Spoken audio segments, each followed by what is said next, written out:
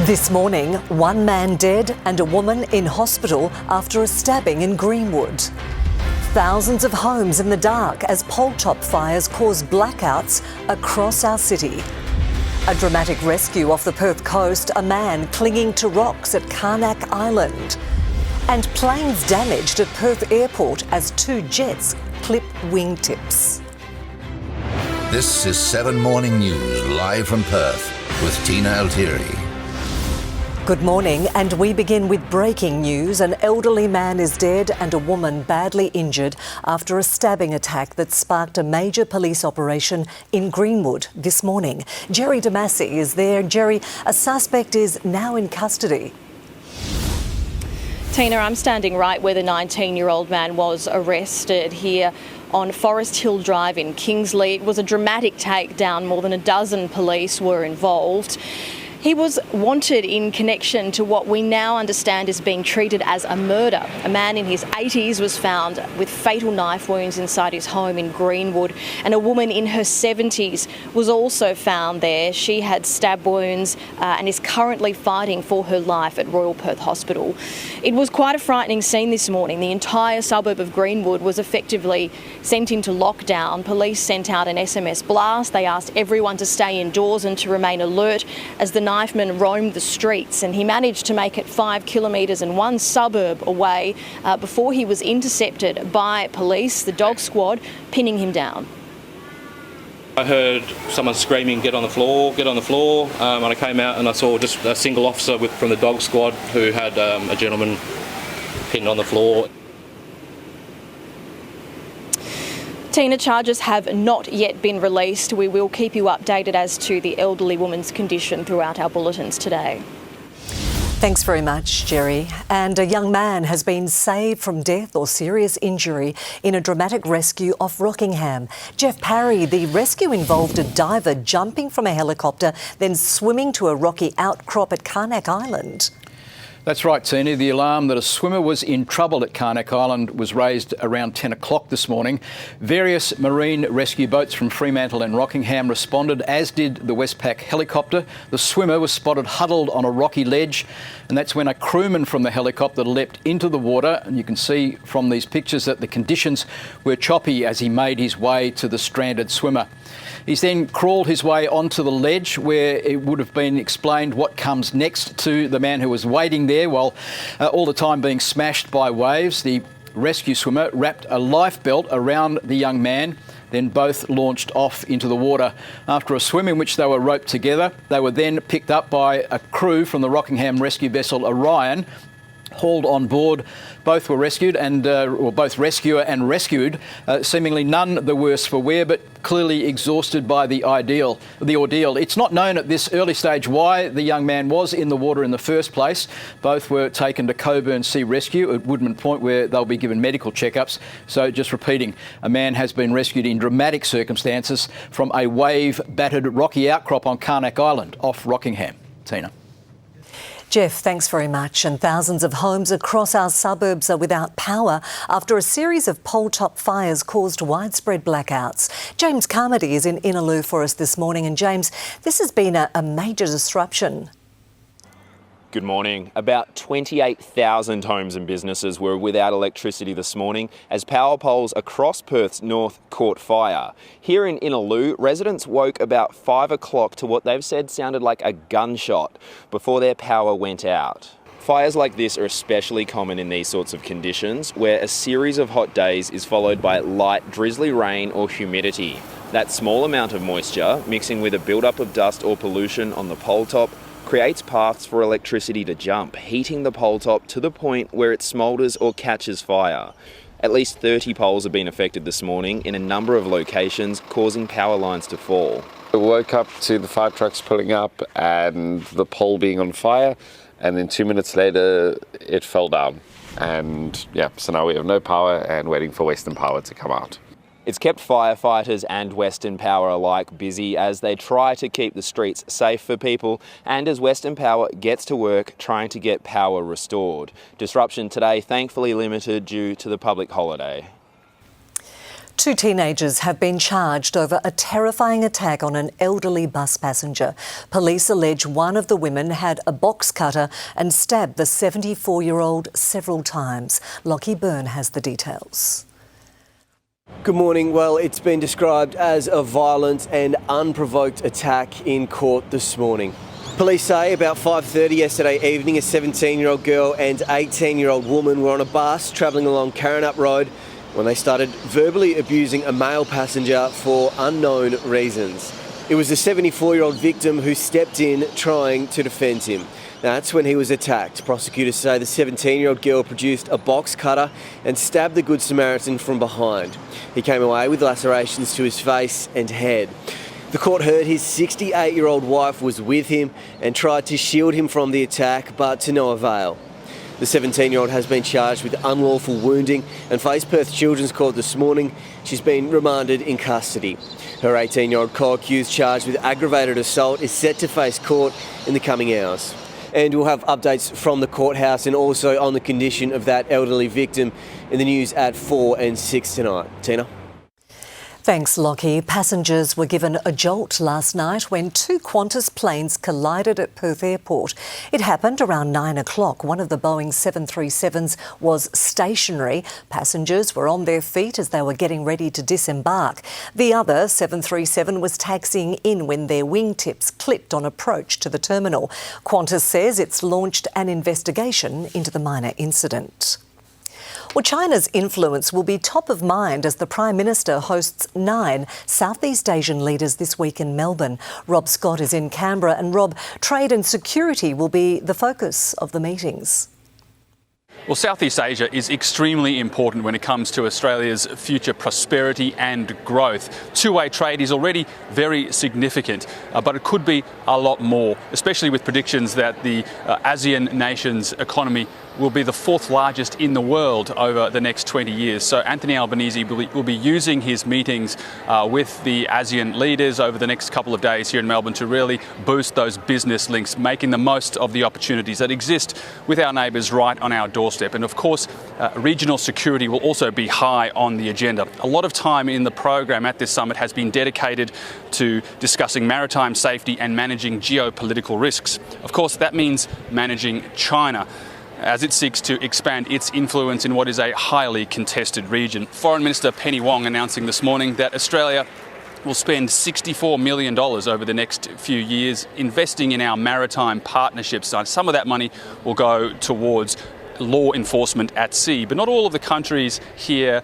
agree on the best way forward when it comes to China, so that will require some delicate diplomacy. This is the largest gathering of world leaders in Australia in the last 6 years, and it is a big security operation. The convention centre where much of this summit is taking place is surrounded by a ring of steel, and police are out in force patrolling the perimeter and even the Yarra River.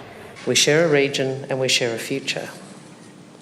We are bound by the geography that fate has chosen for us, and we are strengthened by the partnership we choose for ourselves. Also today, the Cabinet met here in Melbourne in the wake of that Dunkley by-election on the weekend, where the government saw a swing of around 3 to 4% towards the Liberal Party, and that sent a clear message that it needs to do more when it comes to the cost of living crisis. A great result, amazing result for Jodie Bellier, but always more work to do, which is why we're here today. We're at crunch time now, so lots of decisions to make. The Prime Minister has already hinted that more relief will be on the way in the May budget. Exactly what form that will take, that is exactly what Cabinet is discussing today. 2 Russian nationals have been charged over a money laundering scheme after Australian Federal Police raided a home on the Gold Coast, seizing more than $2 million in cash, cryptocurrency as well. The couple in their 40s will appear in court today. Police will allege the pair visited banks and teller machines in New South Wales, Queensland, Victoria and South Australia, conducting hundreds of cash deposits, but each one was kept under $10,000 to avoid detection by authorities. The man and the woman each face 3 counts of dealing in the proceeds of crime. Malaysia says it's pushing for a renewed search for Malaysia Airlines flight MH370, thought to have plunged into the ocean off our west coast. Relatives and friends of those who disappeared have gathered in Kuala Lumpur in the lead-up to the 10th anniversary of its disappearance on the 8th of March. A Malaysian government minister agreed the search must continue. No reluctance. As I've mentioned numerous times, as far as Malaysian government is concerned, we are committed to that search, and the search must go on. The disappearance of MH370 with 227 passengers and 12 crew is one of aviation's greatest mysteries. Well, Australia's states and territories will each make a pitch to the PM trying to secure a visit from King Charles later this year. Prime Minister Anthony Albanese has confirmed he is preparing for a potential visit despite the King's recent cancer diagnosis. Here's Isabel Mullen. Well, if this eventuates, it will be the King's first formal visit to Australia as sovereign, so you can imagine how competitive it's going to be between the states and territories as they compete and try and secure a visit. In a statement, the Prime Minister, Anthony Albanese, who is a known Republican, said the King has shown compassion for Australians affected by recent natural disasters, just as Australians have shown compassion and support for the King following his cancer diagnosis. The King, Queen and members of the royal family are always welcome in Australia. King Charles was diagnosed with an undisclosed form of cancer last month. There's been no confirmation from the palace, but perhaps this is a good indication of his health and treatment. If he does come, it will be the first visit by a reigning monarch since Queen Elizabeth in 2011. All states and territories are expected to make requests for Charles and Camilla to visit. We're told only a few will be successful. Well, I don't really have to pitch too hard. I mean, this is one of the greatest cities on earth, and if you don't come to Australia, no one will believe you.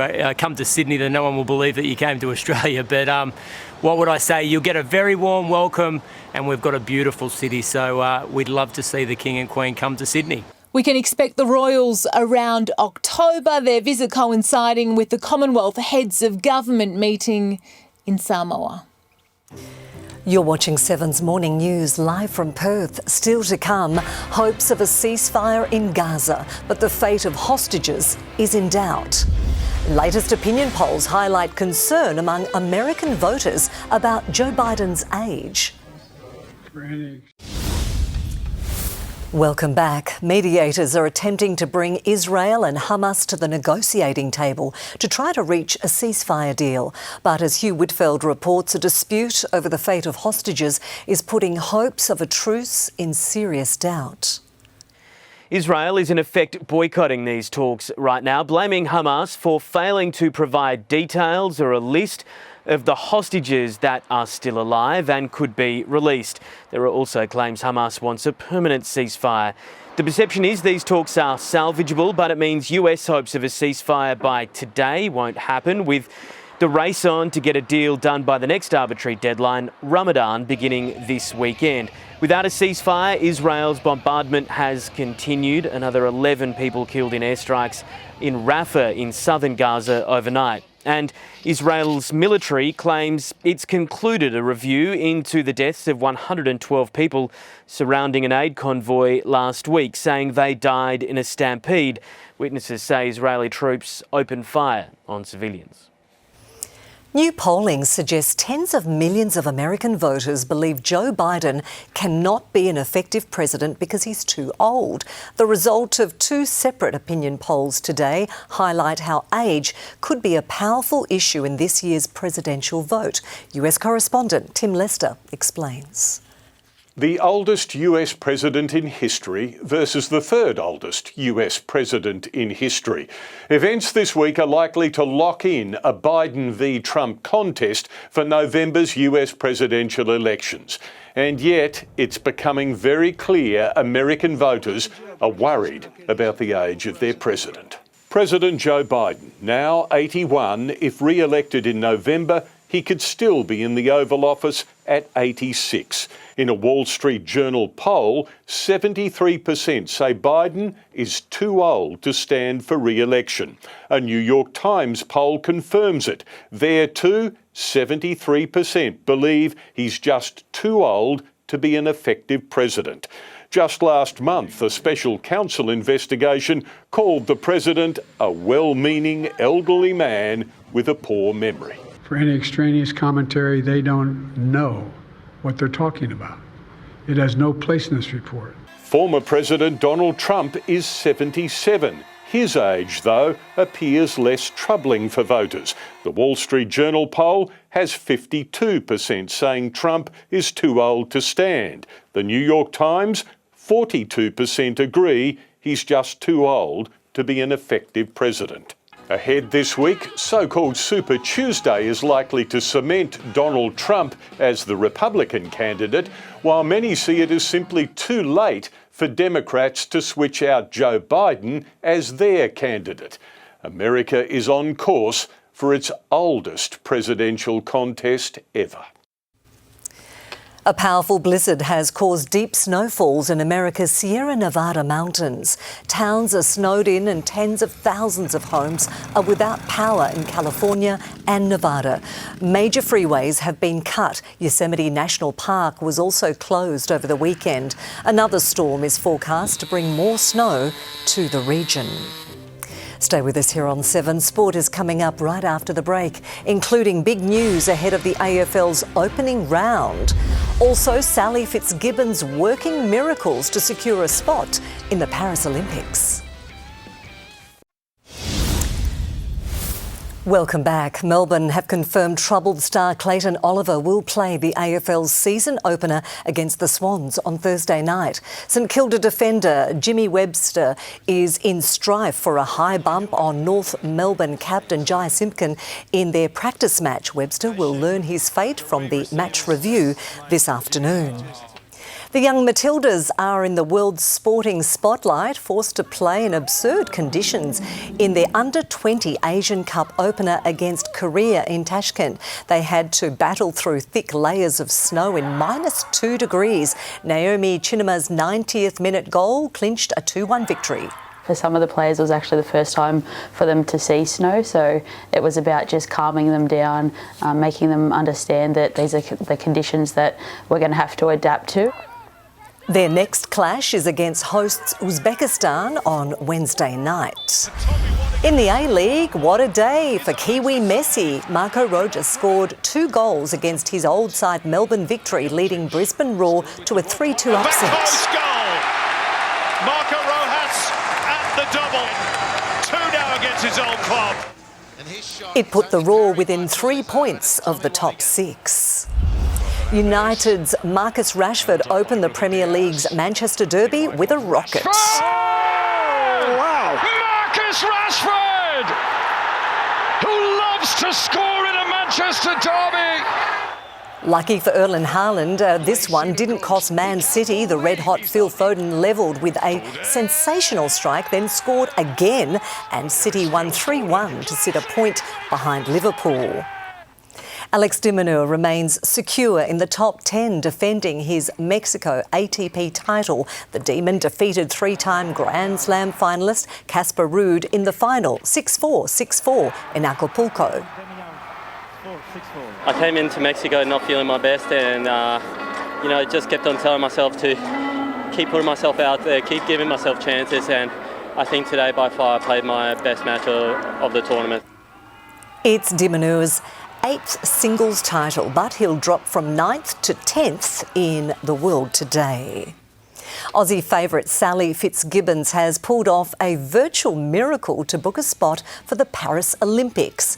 Sally Fitz had to win the ISA World Games in Puerto Rico to earn an extra spot for Australia. Oh, it feels amazing. I'm just so proud to be Australian, and everyone back home, I just love you so much. Thanks for the support, and gave it everything. Sally brought her infectious spirit to surfing's debut in Tokyo. At 33, she's had to fight her way back onto the world tour as well. A warm and cloudy day in the city, but there is some hot days ahead. I'll have your weather forecast next. Lauren won $200 in her work footy tipping comp. Max also won $200 and $50,000. Wait, what? You're already into tipping. Why not do it with the game? There's huge prizes and the top tipper wins $50,000 thanks to Tab Touch. It's totally free, so bring your tipping comp. Checking your weather details now. Currently 25 degrees in our city. Let's take a look around the suburbs. Yanchep expecting a top of 24 today. Other centres along the coast heading for a high of 27. Just a fraction warmer inland with a top of 28 for Bullsbrook, Morley and Jandakot too. For the rest of the week, 31 the top for tomorrow, 33 on Wednesday. A hot day is expected for Thursday, 35 degrees. Another warm day on Friday with 32, and the weekend is looking great. 29 degrees on Saturday and a maximum of 32 on Sunday. And that is 7's Morning News. Thanks so much for your company. Stay with us. We'll have the very latest updates right across the afternoon and, of course, in our main bulletins at 4 and then at 6 o'clock. I'm Tina Altieri. Enjoy the rest of your day.